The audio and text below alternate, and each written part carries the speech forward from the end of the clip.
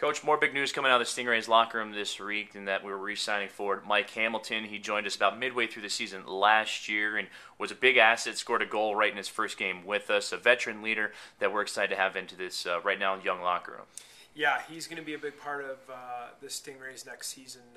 For something that you touched on right there is not only what he can produce offensively and the skills he brings as an individual, but from a leadership standpoint with losing the OB and Shearsy, that leaves a huge void in the department of guys that are going to lead that locker room and guys that have been there before and can lead the group and show them what it takes to be successful in this league. So he's going to fill a little bit of that void, and we'll look to some other guys, but he's a real big signing for us this summer.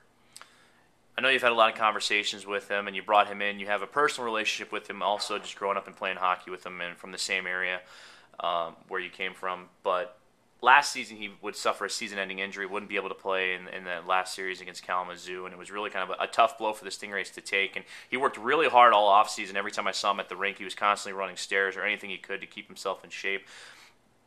In your talks with him, how does he feel coming into this season? Yeah, that's another great point you bring up is Mike's professionalism, and I know I talked about it last season when we brought him in here, is how serious he takes his job.